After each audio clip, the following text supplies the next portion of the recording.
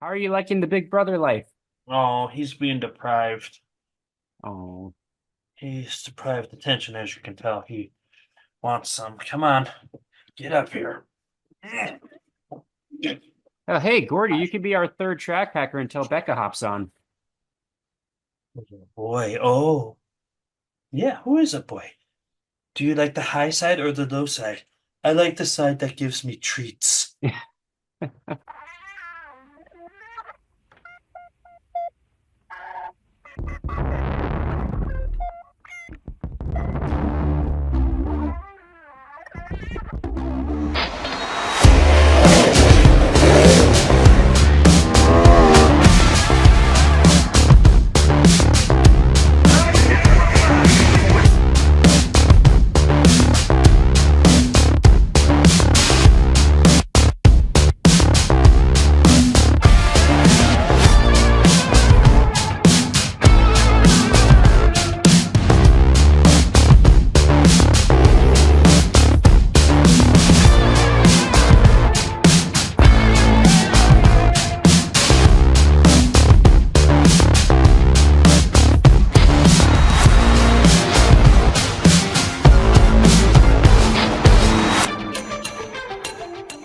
Welcome back, everyone, to the Track Packers podcast for episode 28 of season three. After a nice little break, taking a week off, we're back for another fun episode with myself, Mason, and Mr. Jessup as the Lone Ranger so far. We might have Becca come on here in just a little bit, but she's a little bit preoccupied right now. I'll just put it Yeah, that way. yep. She is currently with child feeding before we put her to bed, and hopefully, baby goes down quietly and without a fight, and we can all get some sleep. Yeah, I'm catching up from sleep because I lost a bunch of sleep on Sunday morning, which I'll explain why in a little bit. But how are you doing? I'm doing pretty good overall. The season's done at the racetrack. We got a big meeting coming up for board elections. I am going to defer, hopefully. Hopefully I get the opportunity to defer and I'm not called in for emergency purposes because frankly enjoyed the season a little more. And yeah, it's gonna be a good week. I still have a couple more weekends left, based on weather. Yes, I know this weekend looks pretty good. I don't know about the following week. I haven't looked that far ahead, but I-94 and the old Ogilvie, the yep, home of the 20 different races in the fall. yes. Oh, I hear the baby in the distance. She is not happy. Oh no. Oh, Becca's getting ice. Okay, so she might be on here soon. Oh, perfect. Maybe, I don't know. I've always been curious. Why does she like ice?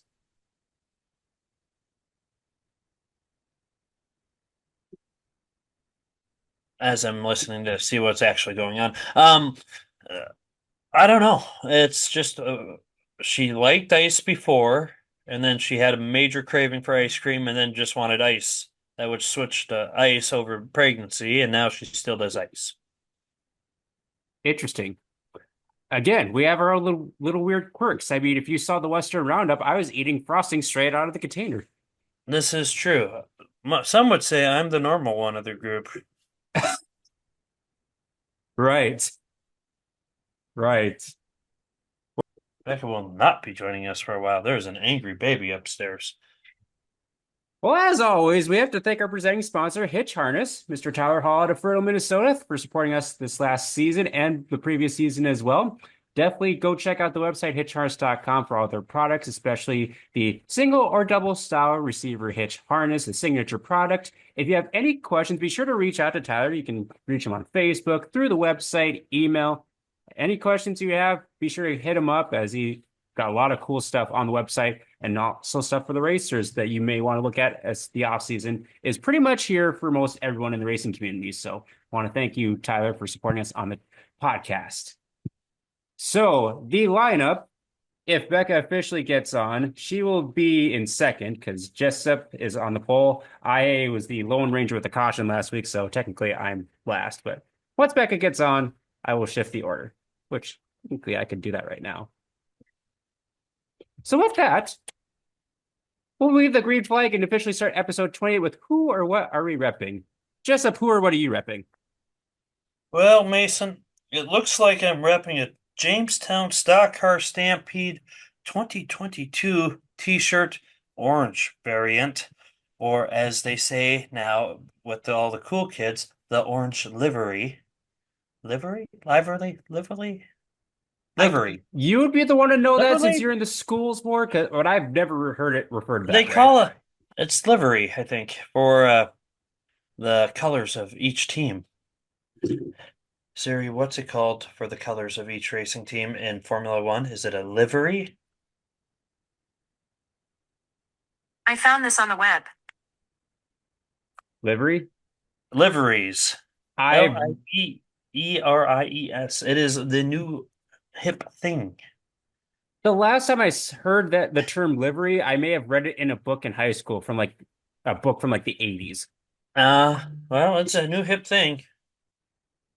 And Interesting. Becca is wearing her Jimmy Owens shirt. Very nice, Becca. It looks great on you, Becca. I am also rocking my Caden Blazer 43K wristbandy thing Oh yes. He's had a because, pretty good last couple of weeks. yeah, he's done all right. He's done fairly acceptable. Yeah, because he's driving the house car for Mars, which I believe Yep, is their 500th car that they built. I think that's why it's a 5 on the side of it. he is doing quite well in it. Yeah. So that is what I'm rocking. I will not do a over the top history recap of who won what because I don't remember.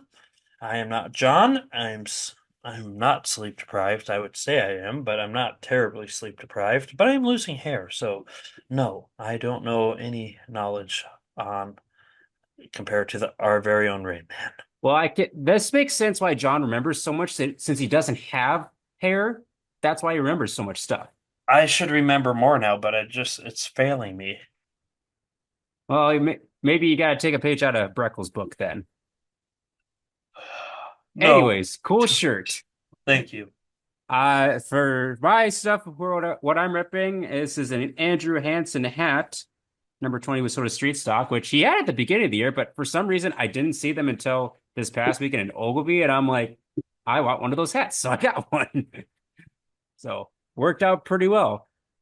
So this koozie, which never really fit with any of my other cans, this is a Corey Berquist koozie. He drove the U2 Soda Midwest Modified for several years, and it's one of these taller can koozies. And since I'm actually drinking a rare sight, I'm actually drinking an energy drink right now. It actually fits perfectly. Why are you drinking energy drinks this late, Mason? Well, because I've been dragging to start the week, and when I got back from Ogilvie at 4:45 on Sunday morning, and then had to get up 3 hours later for church. It's kind of had an interesting effect on the week so far. You know, Mason, I would say I'd feel bad for you, but I don't. I I These are the know life choices that we've discussed. very much so. Although, subconsciously, race fans, for those that don't know me super duper well, but I tend to drink beverages very, very slow. One would quote that I drink like a hummingbird, and that's been in my subconscious for like the last 2 weeks. So thankfully, this energy drink will probably not even get finished tonight. It'll be like good for 2 or 3 more servings. Weeks. Yeah. Oh, Becca has a question for you, Mason. Which NASCAR race do you have on in the background right now? That is the 2005 Samsung Radio Shack 500 at Texas. Oh, well, for those who are curious of what I'm watching, I am watching the IRA sprints at Mississippi Thunder from 9/27/24. Mm-hmm. Well, when you were saying you were watching the IRA sprints at Mississippi Thunder, I'm like, well, I don't think that's taking place tonight. No, no, Makes no. sense. Well, and lastly, for the shirt, I am repping Matt Dosh in the 21D. This is his shirt from 2024 this year with his IMCA stock car, which he Mm-hmm. did get a win this year. He did. And was looking pretty good at Oktoberfest until some misfortune happened, which we may touch on a little bit later. We will definitely have fun talking about that, and I'm going to need you guys to lead the discussion because I honestly don't recall much from it.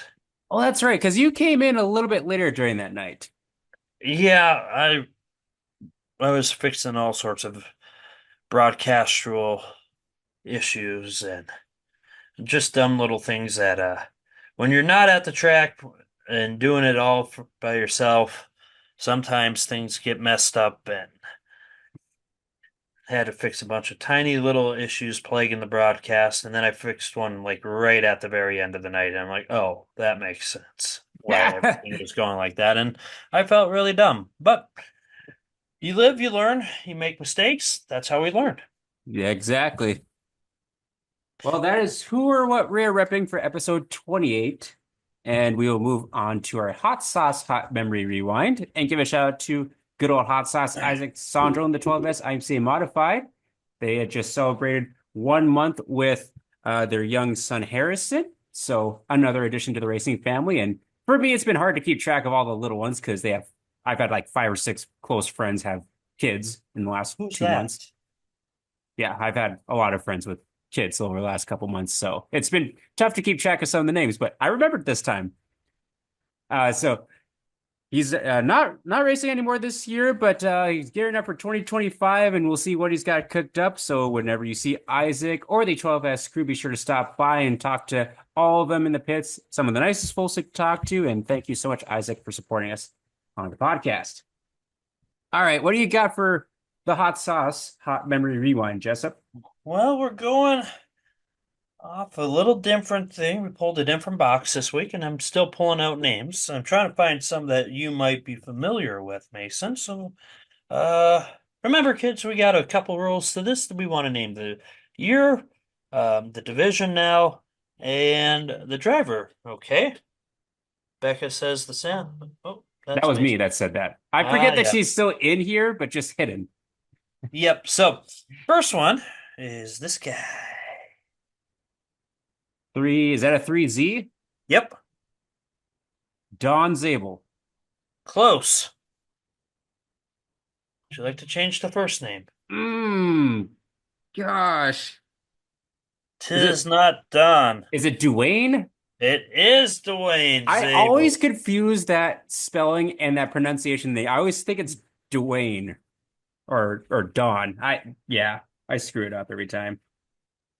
So there's the first one. We're going to pull out the next one here. We're going to dig super deep.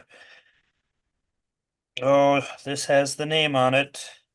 Oh, can you cover the name? This is kind of like half the fun of this to see if you can cover the name and not give me an easy hint. No, I can't. And I'm just tired and lazy. Well, at least you're honest. Well, I don't want to. You're never going to get this one. I can't even read the handwriting on that You don't one. know We're that. I may have a hidden realm of knowledge stored up in here. Okay. This guy currently races, so Oh, 7X. Do you know if he still has the same number today? I don't think he has the same number, and he does not race the same class. Okay, it's Dunbar on the back of the car. So there's a Marcus Dunbar who's a 7X. Close. There's another Dunbar racing. Dennis Dunbar? Close. Dwayne. Another I'm not lying. It's Dwayne. Okay. I think Dwayne's still racing. I don't know. I just know that name throws me off. Let's find you one more person here. Who's this? I actually was thinking the same thing, Becca. She just messaged that it looks like there was someone peeing in the background on that. I was thinking that too. Ooh. All right. This person also races still today. It looks like Kevin Celine. Ding, ding, ding. We have a winner. Because the font hasn't really changed on his cars for the most part. It looks a lot sharper than the recent ones that I remember. Yeah, I saw he was at Ogilvie this last weekend. He always parks in the same spot. see. I gotta cover the names on a couple of these that I got for you too. I don't even know if we know any of these people. You know what? If I don't find one here in the next pool that I know that you would have a chance on I without swear, John. if you find another one that has Dwayne in the name, I'm gonna be like, oh, Dwayne's a very popular racing name, Mason. I know, and I If feel only there bad. was another Dwayne Mater. Oh, this is a 55. All right. The last one. This individual still races. Oh, I can't read the name underneath. Says the 55. Haha. No I want to cheating. say it's Greg Nippolt. That is correct. All right. I You was have like, I'm done pretty sure well, it's not a Mason. mater, but I don't think there's a Mater in here. Not that in mine. Maybe, maybe not. Not looking good for the Maters. all righty.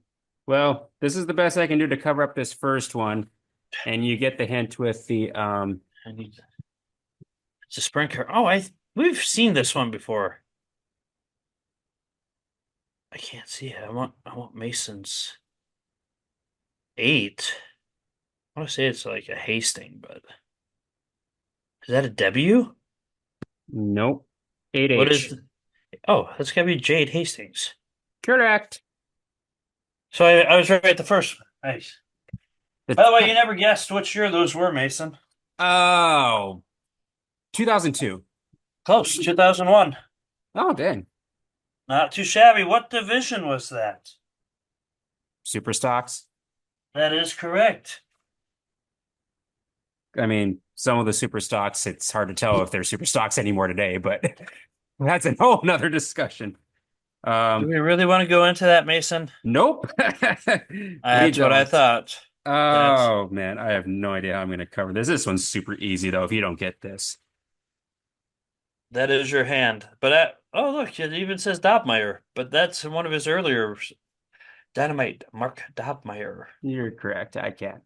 You had Dobmeyer showing and you had Mark showing. Yeah, I'm like that was a fail on my part. All right, Hey, this one's a little tricky. I'm gonna say that is the sprint car division. Correct. All right, this one's a little trickier. Ooh, 4V. It's a Vogel. A Vogel. Not Vogel. Oh, what's his name? Not Vogel. I Oh, feel like crap. you're overthinking this. Kind of look at the car, and that'll give you a hint. Devil's Lake. I Yep, don't that's a big hint. Go back up a bit real quick. No, other way. 4V. It's a 4N. And Yeah, it's kind of hard to tell with the angle of the picture. I don't know. You're gonna have to help me here. So this driver is a current promoter. Oh, is that Nathan? No, Becca just Nick. no. Damn it! I'm missing. I mean, darn it. This track is the key hint. It's Heather and Nolan. There Yep. it is. Olmsted. Nolan Olmsted. I'm getting names all wrong. I'm not good. Boo. From 2000. I don't remember what 14. year this is. Yeah, 2014. I want to say it's around that 2014, 2015 area. I was thinking of not Vogel. Who's the person I'm thinking of? You might be thinking of were you thinking of Billy Vogel in the 4V? Yeah. I thought that was a V. I was like, oh, that's Vogel. And no.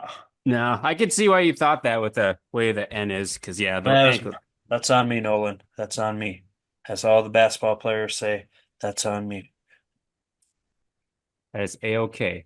Oh, I think we have a Becca sighting, although she's in the darkness. I think. Oh, she's got like her red light on. I'm And night it's blind, supposed so to I be. can't even tell. She is very, it's supposed to be soothing to the baby versus a soft green light. Oh, As Becca has now turned it off, and is she gonna say anything? I don't know. She's so mysterious. very mysterious. But that does it for the hot sauce, hot memory rewind. And on to the track pack report, which the main race that we were at last week, we're going back a week, was Oktoberfest. Jessup, what do you remember from Oktoberfest? Well, I remember watching the Silver 1000 with everyone, Oh, that's right. Yes. but no, Mason, I don't remember much from Oktoberfest. There were a lot of cars. Friday night went very well, I thought. Very good, fast, quick show. Saturday night, there was a lot of carnage. For some reason, Oktoberfest seems to be plagued like that. Friday night's always a wonderful night of racing, I think.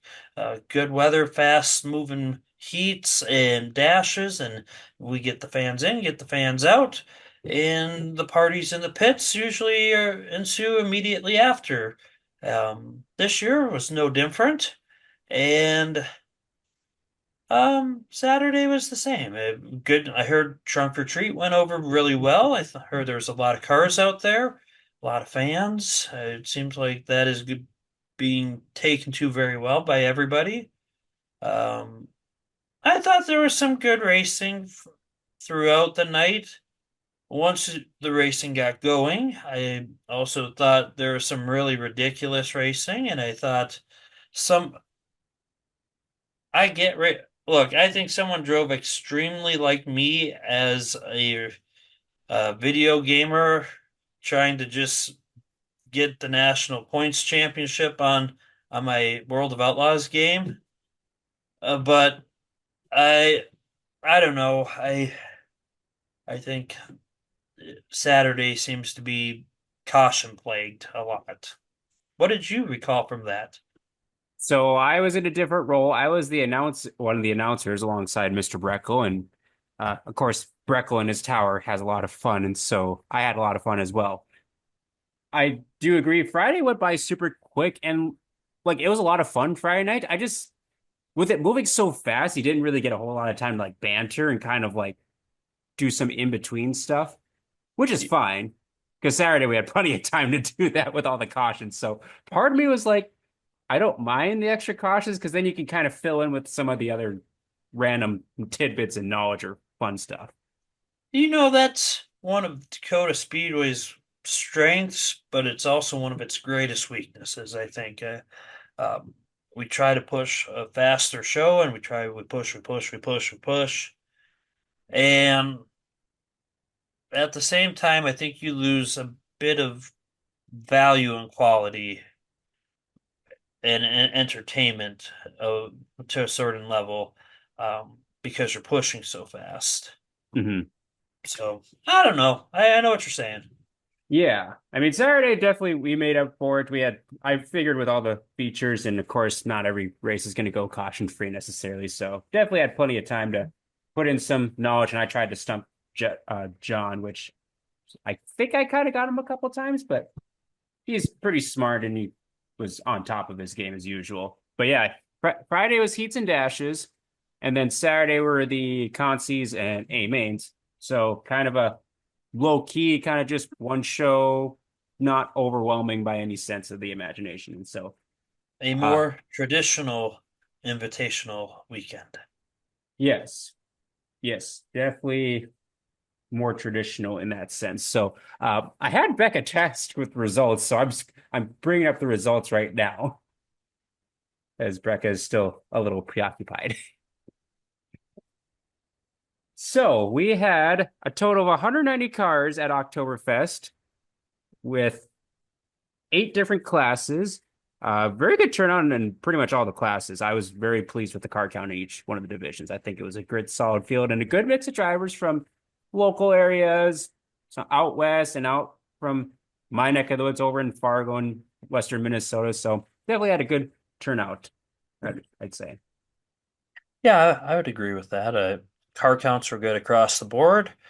Um, yeah, I mean, can't be negative about too much of it, if any of it at all. And it was what it was. A lot of cars. Yep. I mean, I don't think it'll ever be to the level of the Stampede, but at the same time, it's a rather new invitational, and compared to the Stampede, which is 50 some years on it, and this only has like maybe 4 or 5 years of it. Well, gotta be closer to 7 years now. I think it's 6 or 7 now. Yeah, something like that. Well, and weather-wise, I will say this, it always felt hot on Saturday at the trunk or treat. Don't say that to Becca. She'd be like, "It is not hot." Well, It was barely lukewarm. she was in a sweatshirt during this time too. I had to wear double beanies. Yes, she was bundled up by the time we even got halfway through the program. Anyways, Nope. I thought we were gonna have a Becca sighting here. Becca's kind of teasing us here. Yeah. I'm going to start with the results, and Becca, feel free to interject whenever you are available. I'll tell you who the real winner was. John yelling carnage. I have to laugh so hard because, well, I'll get to it in the mod feature, but his carnages got pretty exotic throughout the weekend. Exotic? Erratic, you mean? Well, both. It went from to Yes. Yes, indeed. Well, the first class that took the track for their feature were the Dakota Speedway Hobby Stocks, and we had 20 of those in attendance. And pretty much they got a long green flag run to start the race, but it was Jeremy Englehart in the 32 that pretty much had control of that entire race. Like fast right out of the gate, started third, got to the front, and good run for John Feist in second. He was running his nephew's Joseph Feist, number 41 hobby stock, and Dylan Sandberg in third from 10th. So pretty good race there. A lot of shuffling throughout the pack. And yeah, Jeremy Englehart, he was close to a win on championship night. Just had some misfortune, but he definitely was the car to beat. Like even with the caution, there was no one catching him. So big congrats out to Jeremy Englehart in a cool looking Camaro car. That is one of my favorite looking cars out there. It is a sharp looking car. Just Indeed. very simplistic, black and orange and numbers, and boom, done. Yep. A Jessup special, as we'd like to say. I like clean looking cars, Mason. I don't need any tribal tattooed wrap designs with 15 other dang things going on. Right. Yeah, some of them can be a little overwhelming. I will say that. Sport compacts. Just What? a little overwhelming. I'm being nice. Half of the cars out there today look like tramp stamps from like the early 2000s with all the stupid looking stripage and Okay. That's a good comparison, I guess. Anyway, sport compacts. Had 11 of those sport compacts show up. Zach Eubanks, who was on a tear at the Dakota Speedway, I believe he had 6 in a row at one point to finish out the year.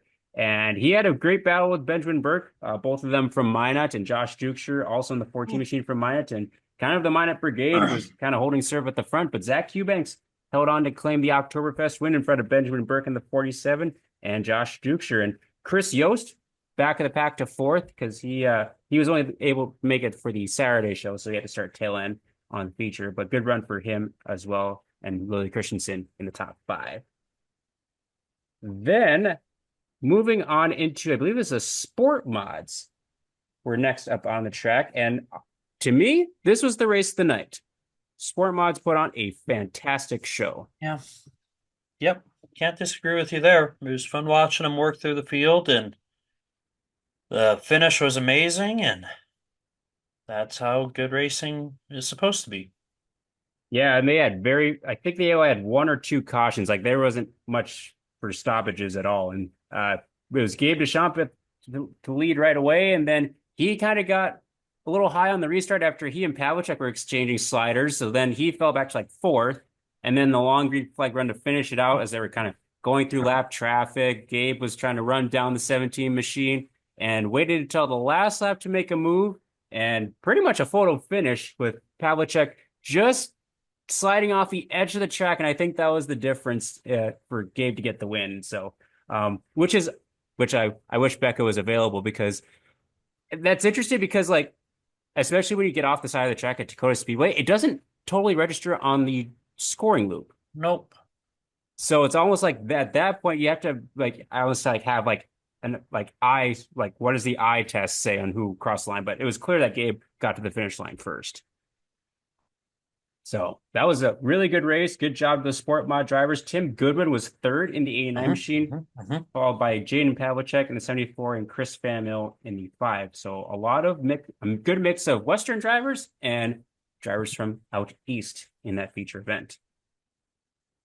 Then we move on to hobby stocks, which was a caution fest. Yes.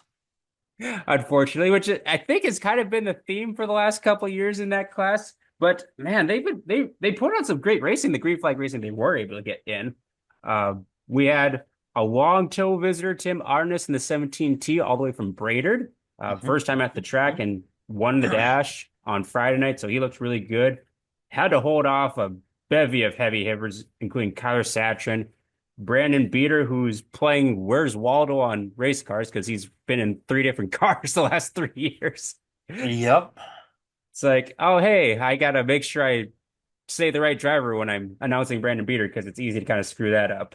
And Brandon Grinstead was also in the mix. And so, but through the cautions, they had to unfortunately cut the race short due to time limits. Tim Arness got the win. Brandon Grinstead ended up in second, followed by Brandon Beater, Kyler Satrin, and Ty Saxon in the top 5. And they had 26 IMCA hobby stocks show up and also 26 IMCA sport mods. So very good I representation. thought you were going to say they had 26 cautions.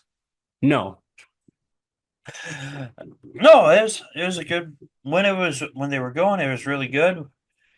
But it took a lot of attempts to get them going, to get them to the green and the checkered at the end. But overall, I mean, it was a decent race. It's funny, Mason. All the time we hear little complaints about Dakota Speedway from locals and then when you get people who travel from out of state come to the track and let's say like a Brandon Beckendorf and now Tim, uh, they love the track. Yeah. It's very different for them to race on something as smooth as that, and it's a different racing experience. I believe Tim was saying it raced exactly different of what they expected it to, and it's it's nice to hear the words of kindness and praise every now and then because uh, I'm not sure about a lot of other tracks, but uh, Mandan takes a heavy hitting of abuse from a lot of different directions. Track's too fast, track's too smooth, track has favorites, it's concrete, it's not ideal for racing, it needs more tack, it's too big, it's not, yeah, it's, you name it, it's been complained about. And heaven forbid, if there's one ripple in the surface, there's a lot of locals who lose their shit. I mean, crap. You didn't fully say it, so I don't think I totally have to censor that. Yeah, I mean, the more I get involved with like helping like promote events or whatnot, like it's interesting just because every track has like complaints and a lot of it's little stuff, and it's just like you're just not going to please everyone. That's what it comes down to. Yeah. Like one tool that the track crew uses is a sheep's foot. And it wasn't too long ago when the track all of a sudden got super smooth. They were complaining about the holes from the sheep's foot and how it shouldn't be used. And I'm like, I don't get it. You want a smooth track. Well, that's not good for this division. And I'm like, but there's 4 other divisions that really enjoy the track. What makes your one division more noble than the other four. I like I said, you're not gonna please everyone because people want it tacky, people want it like slick, and as long as you have multiple lanes of racing, I really don't care what the track condition is. Yep, No, it can be a well, obviously we don't want it to be a Baja, but yeah, you get my oh, point. we're going to the Baja. There's I've been to plenty of Bajas throughout the this year and last year especially. Anyways, Would you like to name them? nope. Nope. All right, slingshots were next up, and I believe this is the first time that slingshots raced at Dakota Speedway. Is that correct? I don't think so. They may have done like a little, like a smaller track, like kind of in Becca the. says no. And I think no, they raced 2020. I know in 2016 is what Becca is saying. And I know there was a year we had them in. I think it was a night that we didn't have mods. Oh, okay, But they have raced there before. okay. Well, it's been a while, needless to say, and we had 11 slingshots show up, and so I will say, because I've seen them obviously race on big tracks like Nodak and Estevan, Jamestown, but when they're far away in Dakota Speedway, it's just like they look like little tiny ants going around the track. They did a nice job. Yes. We'll leave it at that. Yep, they certainly did. And no surprises at the front of the field necessarily with Gunnar Raynard and Caden Davenport pretty much leading the way, with Gunnar picking up the win. That's 2 weeks in a row. He's got big wins at the Stampede and now Oktoberfest. Caden Davenport in second. Libby Martin, I believe that was the first time in a slingshot for her, ninth to third. So she got some hard charger money, I believe, from Stan Thompson. So uh, fun little race for the slingshots, and a lot of them are related to a lot of the racers in other divisions. And so nice to kind of get some more future racers, hopefully, as the years go on. So then we get into the remaining of the like great group classes that you see at the Dakota Speedway and go on to our IMSA stock cars. Jessup, what do you remember from the stock cars?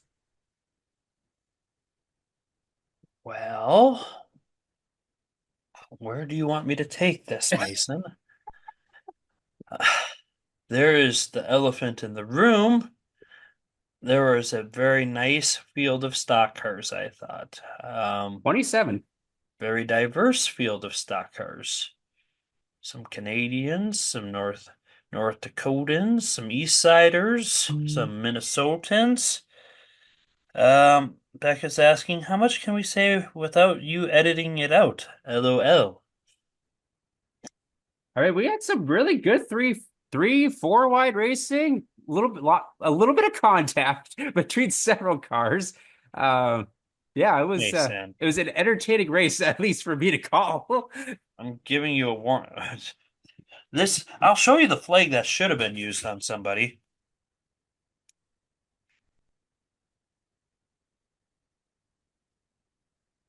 Which I'm actually kind of glad at a race like this that I am in the announcer's booth and I just get to call the race. It's like we're just calling it. I will say this politely. Had this been Oktoberfest 2 years ago, or I think it was about 2 years ago, a certain flagman would be walking out on the track and black flagging somebody. Um, there was some hard racing that took place at the front, which I felt really bad about because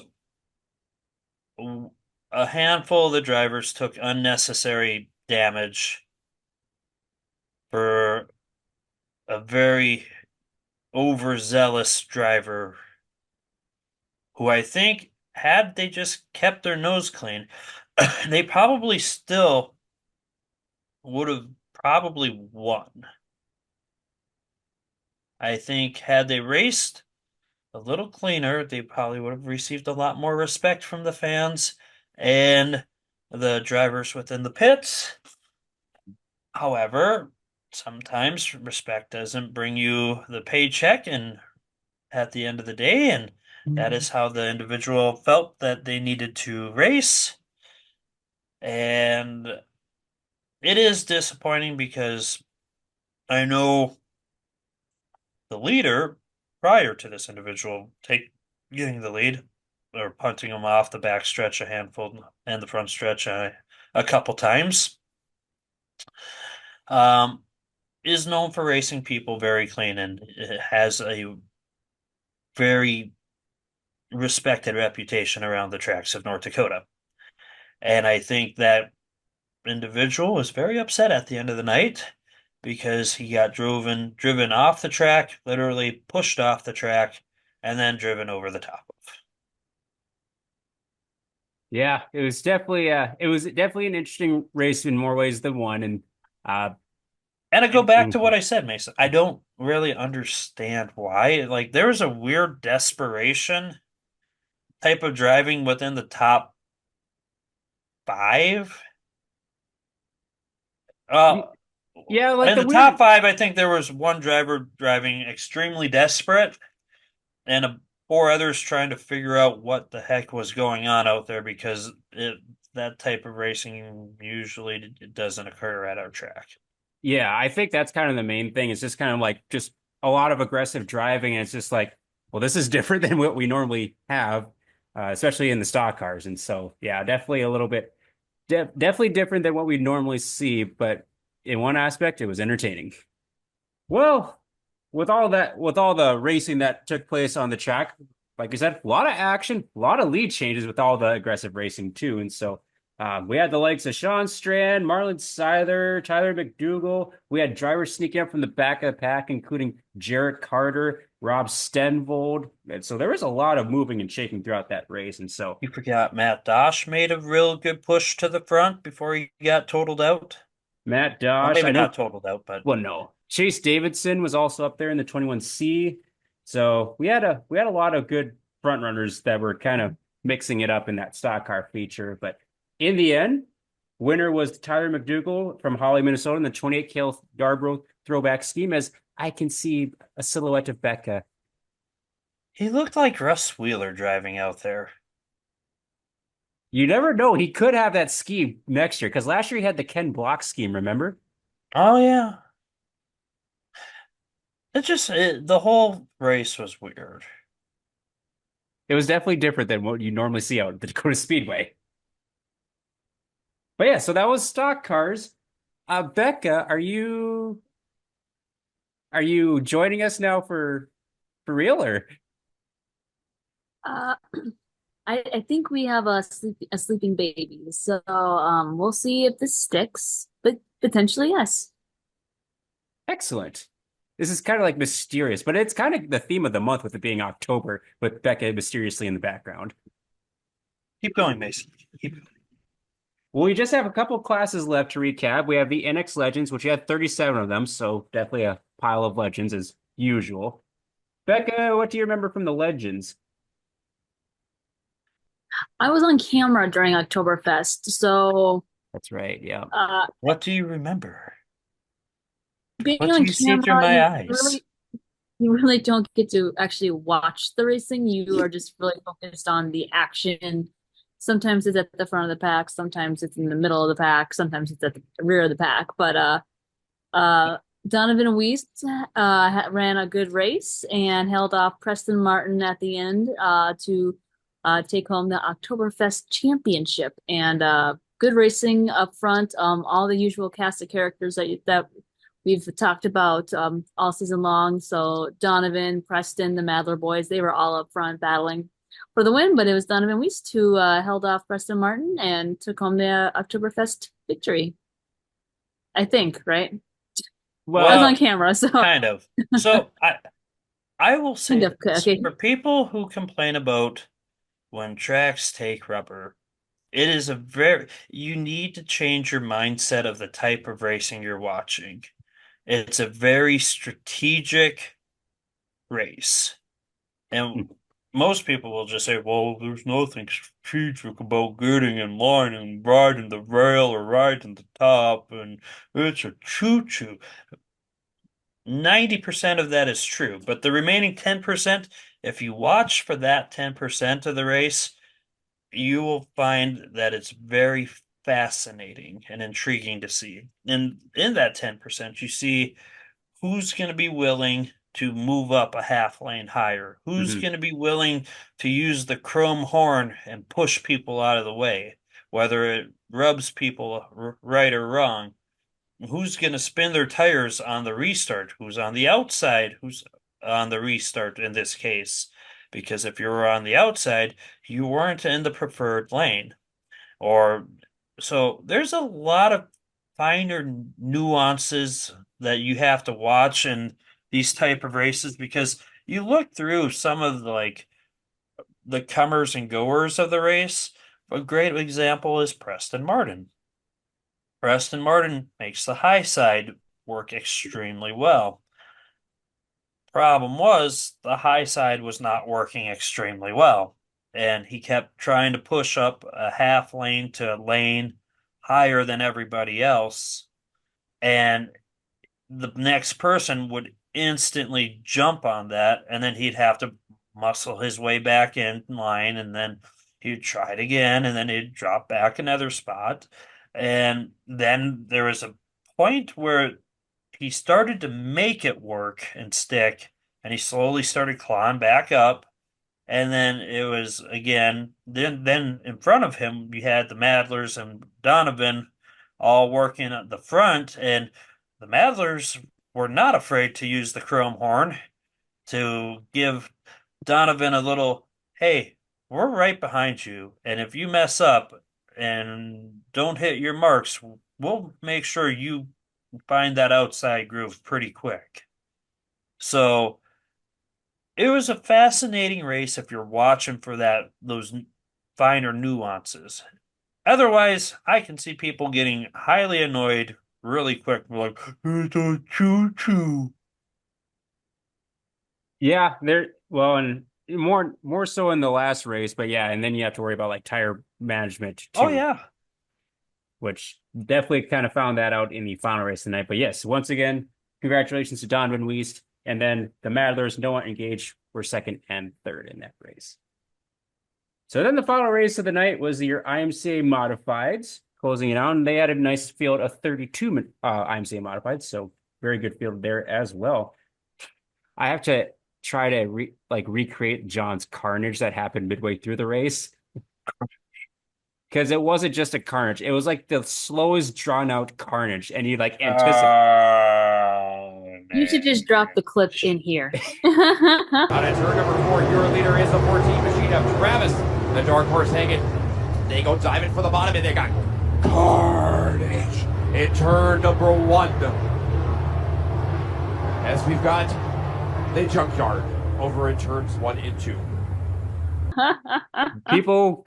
People couldn't see it, but I was laughing my head off in the announcer's tower when he did that. Just the timing of it, because he did it before he started to do it before the crash even happened, and it was just a Like you saw it happening. John. It was great, absolutely great. But a familiar face at the front of the field, Becca, the dark horse, Travis Hagen, with another big win. Is he even a dark horse anymore? You've asked this question Odds before, on Jessup. favorite horse. Well, especially when he starts on the pole, it's like good luck. He is good up there. Had a good season this year. Yeah, and in a season where he hasn't raced as much as he normally would, he's definitely had a very, very good season. And shout out to Marcus Tomlinson. He was the runner-up in second. He was catching Travis towards the end. This is one of those races where you definitely had to manage your tires, especially with it taking rubber on the bottom. Because I know we had a few cars that kind of had tire troubles towards the end of the race, and so that kind of played into some of the attrition throughout the It was back half. awesome watching that. Well, there was like I felt a bad for the drivers, but it was like, oh, who's going to drop now? Oh, someone in 7th is now officially off the track. And someone from 12th just left. So the guy who's back in 24th has now found his way up to 13th. Yeah, it's kind of one of those. It's like, who's managed their tires the best? Yep. So yeah, Drew Christensen was third, followed by Brady Bela and Zach Frederick. So another round of heavy hitters at the front of the field. And that was your recap from Oktoberfest. for the last not the last official race in the state of North Dakota, because we technically have one more this upcoming weekend. But as far No, as technically for the outdoor season, the racing season's done. yeah. Yes, which The race season is done. Now we're moving into the winter indoor season. well, I still got racing left. That's how you sound, Mason. So this past weekend, I went down to the Ogilvie Raceway for the 21st annual Fall Classic. I was only there on Saturday, so I got to take in the B mains and A mains. They had ran heat races on that Friday evening, and they had a lot of cars there. It was their highest car count for the Fall Classic event, 327 across all the divisions, and so really good fan turnout as well. So a very full pit area, very full like grounds around the Ogilvie Raceway. The weather was not too bad, a little breezy, but overall not too bad when you consider the time of year and how cold some years at the Fall Classic is. It definitely not going to complain too much about the weather, and so I'm going to get right into the results because they had a lot of racing action taking place, and we start with the street stocks who are racing for $2,700 to win, thanks to the Virgo family, family of a street stock driver who had passed away a few years back, and $2,700, really good payout for the street stocks. And so it was Keith Tourville taking the win. He's got a real knack around the Ogilvie Raceway, gathering up some big wins there. He was holding out the likes of Hunter Van Gilder, Levi Rant, Kyle Dykoff. It was Kyle Dykoff who ended up in second, and Jim Goldson, who started 11th, up to third. He's kind of got a knack for starting deeper in the field and kind of getting those hard chargers up through the field. So great run for those drivers, including Andrew Hansen in fourth and Levi Rant in the top five. And they had 41 street stocks on hand. Midwest Modifieds, boy, they had a pile of Midwest Modifieds, 64 of them. So with starting only 24, a lot of really fast cars not able to make the field. So just making the feature for this race is a big feat in itself. And another great, this is one of the races of the night. We had Landon Rant up in a new MB Custom Midwest Modified, battling with the likes of Jake Smith, Joey Jensen. You had drivers that were coming from B mains deeper in the pack. And in the end, it was Joey Jensen, Jake Smith going at it. Kind of exchanging different lines, running bottom, top, throwing sliders. Jake Smith throwing one last slider with Joey crossing him over to get the win in the Midwest Modified feature. Jake Smith ended up in second. Cole Boston in 33 Street from 10th to 3rd. Blake Adams, who won one of the B mains, from 17th to 4th. And Cody Borgeson, 21st to 5th. So definitely a lot of passing, a lot of great racing action in your Minnesota Midwest Modifieds. Late models, another good field of late models. Very impressive field of 43 cars there. And they had a 40-lap feature, so definitely a lot of time for things to kind of shake out and see how things played out. At first, it was Tyler Peterson in the 33-1 TPO kind of holding serve. Ryan Michelson was tracking him down and made the pass about a little bit through the race. Did a little slide job and crossover with contact, but they were both able to keep going. Ryan Michelson kind of checked out in the field. Had a caution with just a few laps to go, and Pat Dorr, who at this point was on 5 wins in a row in the Minnesota Late Models at the Fall Classic, got around Ryan Michelson on the last restart to claim his 6th straight Ogilvie Fall Classic feature win. So Pat Dorr seems like he's got that place figured out and that race figured out. So big congrats out to Pat Dorr. Ryan Michelson ended to settle for second, followed by Shane Sabraski in the 7A, Josh Simple in 4th, and Jeff Provenzino from 12th up to 5th. So another great race in your Minnesota Late Models.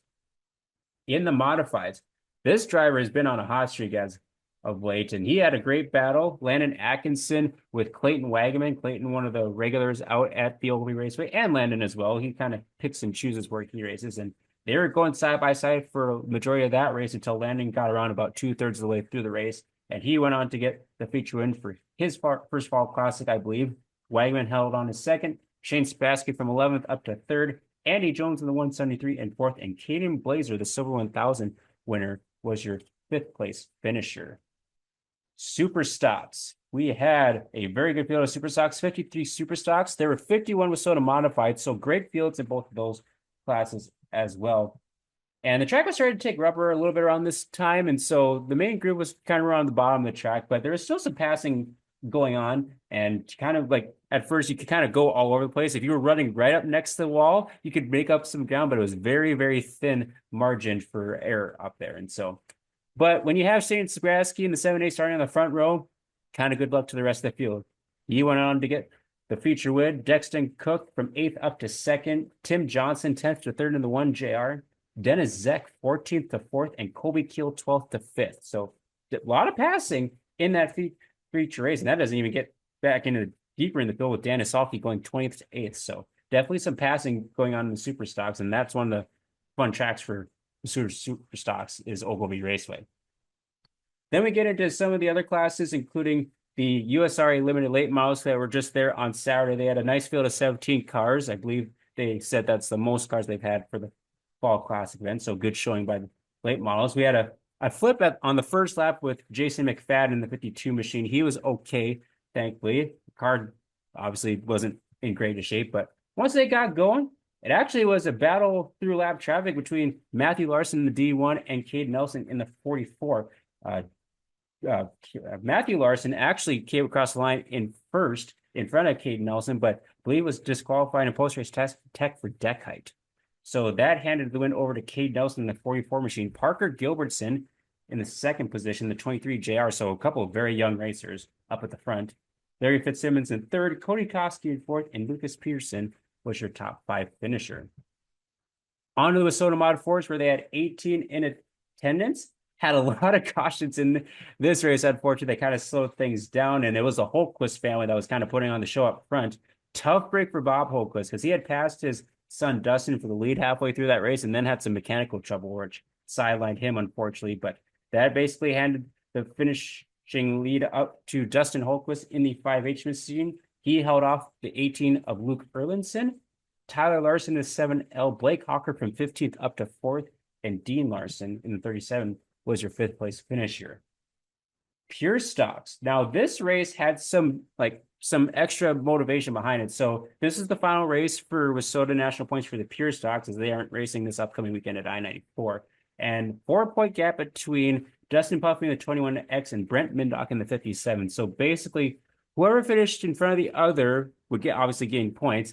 But I believe if one of them weren't to win, I think Brent Mindock, if he finished in front of Dustin Puffy, he had to finish second in order to get enough points to surpass Dustin Puffy. So that definitely a lot on the line in the Wissota Pure Stocks. And of course, a little bit of drama with some restarts, people kind of jumping starts, some shuffling, some spins and wrecks, and tough break for Dustin Puffy because I think he got a little bit of contact when he was up towards the front and he kind of got shoved to the back of the pack, and the car just wasn't the same once he got midway through the back of the pack. And so Brett Mindock had to kind of do some shuffling towards the end of it to get up through the top 5 to try to get to that key second place spot in order to try to claim the national title. And so overall, really fun race to watch. It was Rob Graybone in the 16 from Cameron, Wisconsin, got the feature win. Brent Mindock did get second in front of Cade Leeper in the 3 machine. Eric Crosby, who led a lot of that race, ended up in 4th, and Austin Fensel from 15th up to the top 5. So congrats to Rob on the feature win, and Brent Mindock, unofficially your national champion in the pure stocks. And Wissota Hornets finished out the night, and that had a tough time getting going. I think it took 10 to 12 minutes to get the first lap in because we had some rough wrecks to start the race off, but thankfully everyone was okay. 24 cars on hand in that race, and a lot of contact, a little bit of rubbing between Bobby Arnes and Tony Jensen in the 23T. Really good race though, side by side for several laps in that race. It was Bobby Arnes in the 94A who ended up getting the feature win. Anthony Jensen in second, Jenna Hageman in third, followed by Dexon Hobrocken and Dakota Larson in your top 5. And so that was your racing action at the Ogilvie Raceway for the Fall Classic, which turned into a late night. I think they finished just around 1:30. And silly me, I didn't plan out my weekend, and so I had to hightail it back to Fargo and got back just a little before 5 o'clock. So I was a little bit tired Sunday and Monday, but overall, very fun weekend at Ogilvie Raceway for their Fall Classic, and looking forward to try to finish out the season in a couple weeks there at the Topless Nationals. I got home at 5 a.m. He got home at 5 a.m. Oh, well, same difference. It's a race to get home. Mason, you are now officially a godfather, and you need to make better life choices. You can be around in your goddaughter's life. Yeah, get him, Becca. Get him. Did you want me to travel all the way to Bismarck or Lincoln that night? Here's the deal, folks. Mason is a wonderful individual. He doesn't take much room, and he'll be more than happy to have a spot on the couch or on the floor if you don't have a spare bed in your place. Now, Mason Kidding. is He's a the most very popular person on the stubborn podcast. Mason is a very independent and stubborn individual, but you know, I think we as a community could also assist Mason in his times of need. And we don't need Mason driving till 5 a.m. after a long day. And he'd be a horrible asset to lose because of his stupid life choices, Mason. Yeah, that was not probably not one of What my if he would have better. hit a raccoon Yeah, and swerved and went in the ditch and there's died? nothing out there, Mason. Fair enough. Usually that's on the way back. Bemidji, driving back from Bemidji in the dark is sketchy. Yeah, Mason. The Life windy road. choices. However, I did not see any wildlife this time coming back from Ogilvie, which is actually really nice. Yeah, because you were too tired to see anything. Well, and it was windy as heck, so I'm sure they're Yeah. all just like, Life choices, Mason. we're taking cover. Sounds like poor fuel mileage too. So Oh, yeah, it was bad on the way back. On the way down, I had a great mileage. It was not good on the What way would back. have happened if you ran out of gas on the way back? Some stranger could have picked you up and taken advantage of you. Or so even anyone worse, listening to this podcast, if you see Mason at your track, just offer him a place to sleep so he doesn't have to drive home at 5 in the morning. if your track And does risk not his have life. a town curfew, you best be offering Mason a nice spot.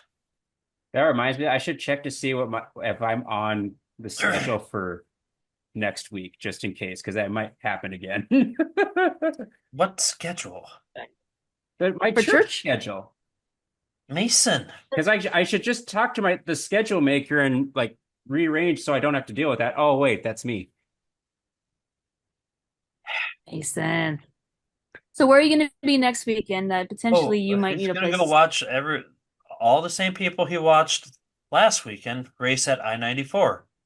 I-94 Oh, yeah. has the Gopher State Showdown, the second annual Gopher State Showdown, which that one I'm driving back and forth. That one's like less than an hour away. That's not a big deal. Mason, if it's So 4 in the morning, you are staying at the track in your car. I could just probably stay at my friend's place that I stayed at for the 100. It's 5 minutes from the track. Who is this friend? One of my friends from high school. We're gonna have to start vetting him, Becca. Seeing I think who's taking our if Mason he's got in. a place to sleep, that's more important. We don't need Yes, to vet but- his friends. We just gotta make sure So he's anyone making watching or smart listening life to this choices. podcast, if you see Nathan show up at the racetrack, just offer him a place to stay in case your races get over at 2 in the morning. You know, next year I should keep track of how many times I either decline a place to stay or how many times I decline a golf cart ride in the pits so I can beat Kayla in steps. Because I think I declined like 5 or 6 golf cart rides this Saturday in Ogilvie alone. Got to win those step competitions. No one ever invites me on a step competition. I'll Uh, take third. you would probably actually get a lot of steps being a gym teacher. What's taking place in North Dakota though, Jessup? Well, Watford City is hosting a indoor racing event.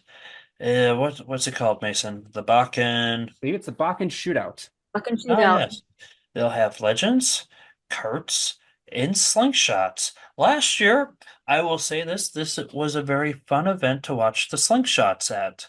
Legends, I believe they said we were going to make the track a little bit wider to make it a little more less than one lane-esque, or a little more room for them to make passing. I don't know if anyone's going to be broadcasting this. I would guess maybe the darn TV people will be doing it this year. I think so. They're listed as a sponsor or their logo's on the poster, so I'm assuming they'll be there. Yeah, so that is what's coming up, and after that, nothing. Nothing at all. Well, then Nothing. it's banquet season. Then it is banquet season. It's time to make another notch in the belt, folks. Between holiday season and banquet season, you're going to be eating good. And then you got to make some room on the trophy shelf, too. Yeah, and I'm actually just looking at the payout for the Bakken shootout. 800 to win for Legends, 350 for Slingshots, and carts we have 275 and 250 depending on the class. So some good money too. It is, but we're defeating the purpose of the slingshot division. But I digress. That could be a CNC topic. The other event that's kind of taking place in the country, there's a lot of our local legend drivers are going over to nationals in Phoenix Pennsylvania. Legends. Yep. So there's a lot of our locals that are going over there for that. I believe Preston Martin, Michael King, the Madlers. I don't know if Michael King's going over. I think he loaned out his trailer to He the might have market just loaned out his trailer. because I saw they put a van in it. Yes. And I believe Ryan Brosseth's going, and there may be a couple more that I'm missing, but I know could be a decent representation from the Midwest heading over to Pennsylvania. So best of luck to all the drivers out there as well. Yep.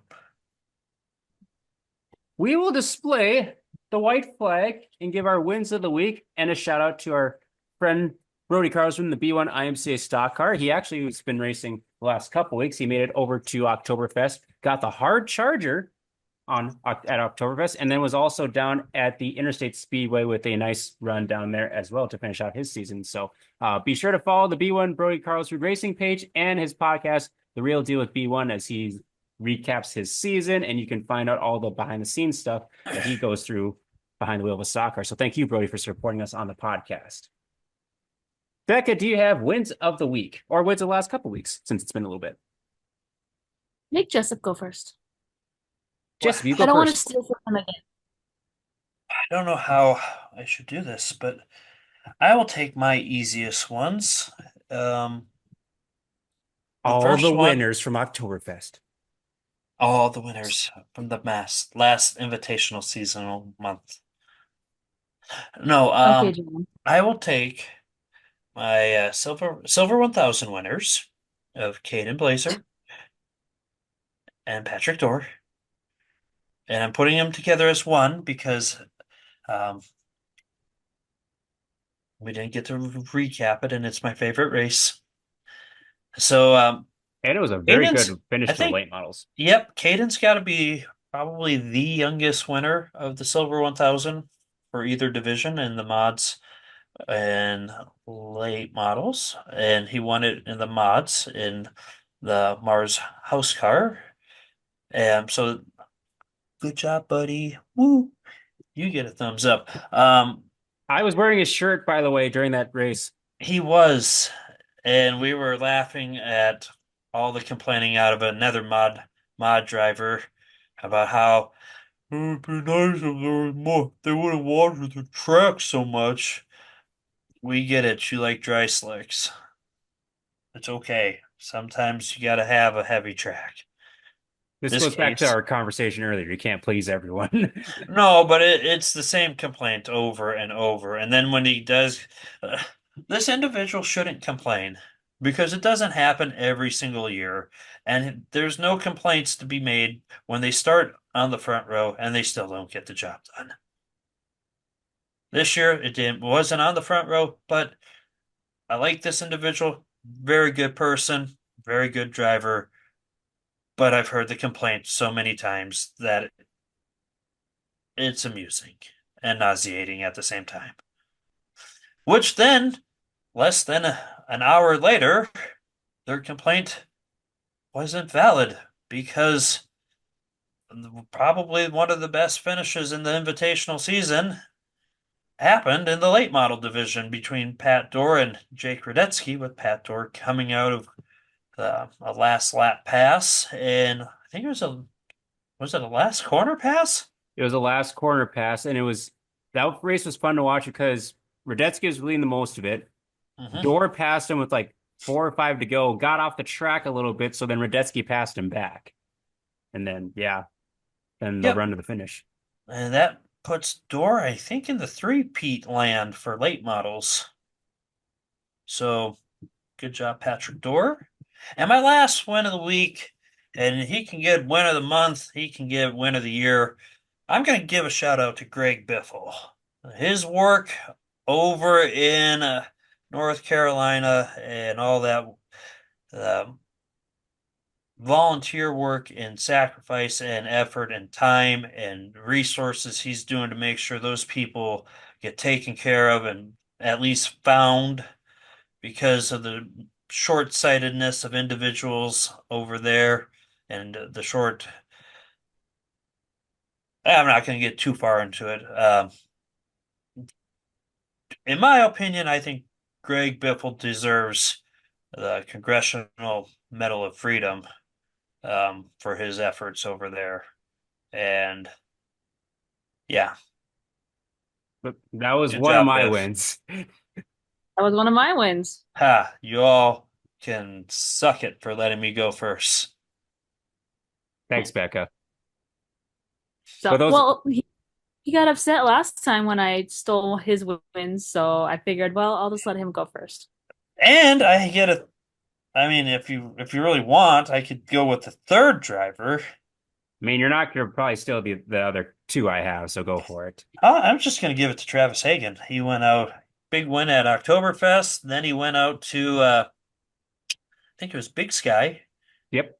Big Sky picked up a win out there and a third place finish out there. And I think that's a real nice capping moment to the season. Absolutely. All right, Becca, you go ahead. Okay. My first one of the week will go to the slingshots from Oktoberfest. That was the third time we've ever had slingshots at Dakota Speedway. Great turnout. By far, that was the most slingshots we've ever seen at Dakota Speedway in those 3 outings. And I've seen slingshots race at other racetracks around the area, around the state, and I thought the racing they put on at Dakota Speedway was fun to watch, exciting to watch, and one of the smoothest features that I've seen for slingshots, because typically they wreck and then you have to stop and you have to re-rack them, and sometimes that can take a long time at other racetracks or whatever. But for the most part, it was a very smooth feature race, and they put on some great racing, and that's the future of racing around here in North Dakota, and we should be supporting that class and supporting those youngsters, and hopefully we'll see those young kids in other racing divisions in years to come. So congratulations to Gunnar Reynard. He was the feature winner at Oktoberfest in the slingshots. But overall, I really enjoyed seeing the slingshots race at Dakota Speedway, and I thought they all did a really nice job. To split off from that thought, my next one of the week goes to Libby Martin. That was like one of our very first races, official races. I've seen her behind the wheel at Test and Tunes at Dakota Speedway, but that was one of our very first races behind a race car. And she started 9th in that feature race in the slingshot division and finished 3rd. She was the hard charger. So she ended up picking up $100 from Stan Thompson, who just out of the kindness of his heart just donated some cash money to the hard charger for the slingshots, and that happened to be Libby Martin, and that was one of her first races, and I thought that she did a very nice job for her first time behind the wheel. So those are my first 2, and then my third win of the week will go to Bryce Barnhart, who swept over at Big Sky Weekend, or excuse me, Big Sky Speedway. He swept the Legends division out there, winning both Friday and Saturday. So just he seems to have a knack for Big Sky Speedway because he went out there last year as well. But just overall great weekend for him, and congratulations to Bryce Barnhart in that 94 machine. Excellent set of wins, and I like how you kind of went off the path a little bit to Big Sky. And for my first win, I'm actually going off the path a little bit as well. I'm going to go down to the Interstate Speedway and give a shout out to Nick Perry in the 4. He raced with Soda Midwest Modified, but it was a non-sanctioned show down there to finish out their season down at Interstate Speedway, and he got the feature win. I believe he came across the line in 2nd, and they had a disqualification with the original winner. But with a field of IMCA modified or sport mods, USRAB mods, Soda Midwest Modifieds, and he's pretty much a rookie in the Midwest Modifieds. So getting a big win like that, nice cap for the season for the number 4 Nick Perry from South Dakota. My second win goes to Ashley Wampler, and she had a really great run the previous week over at the Madtown Showdown, as she started 23rd and got up into the top 5. So plus 18 in the stacked field of street stocks. I had a bunch of street stocks that weekend. And she's been having some really good runs to finish out the year. She made the show as well over the Ogilvie Raceway at the Fall Classic. And, just runs like that are just really big confidence boosters for her. And so really happy to see that she's doing well to finish out the season in the 24 with sort of street stock. My third win goes to a guy that's pretty much been, as we would say on the Western Roundup, gathering a lot of broomies as of late. Landon Atkinson, number 18A, Wissota modified. So he was runner-up at the Wissota 100, but since then, clean sweep over at Granite City Motor Park for the Piston Cup. Clean sweep with the heat and feature for the open show that they had there the week after. And then he did a broomy over at the Fall Classic this past weekend. So he is definitely one of the hottest drivers, maybe outside of Pat Dorr, to finish out invitational season, because I believe Pat Dorr got his 6th in a row at the Fall Classic as well. So definitely a couple of drivers that are on the hot streak, because we still have 1 to 2 more races here for the season over in the Wissota land. But those are my 3 wins of the week. Nice. Any closing thoughts before we wrap up episode 28? I know you guys have the upcoming banquet for Dakota Speedway, and I know there's elections coming up this Thursday. So a lot of stuff happening over in Dakota Speedway, and I know Nodak Speedway has their banquet coming soon as well. So busy time of year out west. I would say, as I've said before, get out, go vote at your board banquets, board meetings, and the elections. This is a good time and a wonderful opportunity to understand how the track works, and it really opens your eyes behind all the ongoings and doings behind the scenes, and all the efforts and time and commitment that gets put into racing. And it really shows that things aren't as black and white as a lot of people may believe they are. And if we want racing to continue like we have now, we need new faces to start stepping up. And this is a wonderful way to be a great racing ambassador. And you don't have to be a race car driver. You don't have to be a car owner. You don't have to be a pit crew person. You can be those.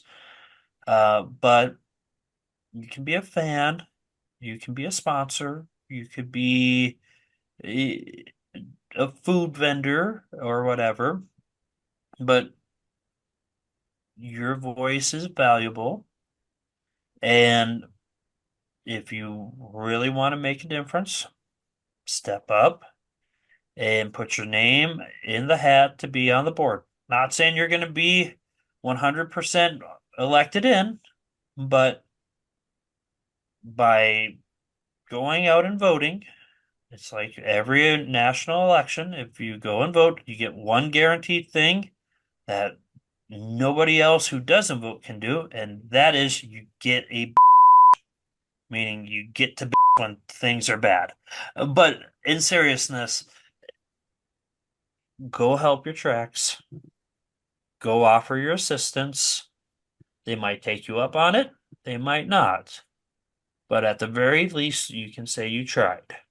This is a good opportunity for a lot of people, and it's time for a lot of people to start stepping up, because we're running out of volunteers, and the long and the short, people are the ones who've been on the board for many years are getting burnt out, and we need people to start filling in spots.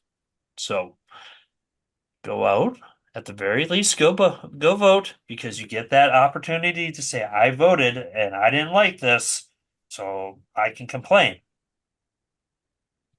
On the other hand, don't be afraid to step up and volunteer to be in the election and be on the board. It's a wonderful experience, and there's a lot of, you make really good friends and really strong connections throughout the racing community. So that is my advice for everybody. Go out, at the very least vote. And if you think you have solutions or suggestions or you could be of service, of help, at least try to be on the board or a member of the track, or offer your services for volunteering in the upcoming year. We need all the help we can get at all the racetracks. So definitely, I would take that advice up in one way, shape, or another. Yep. Any closing thoughts from you, Becca?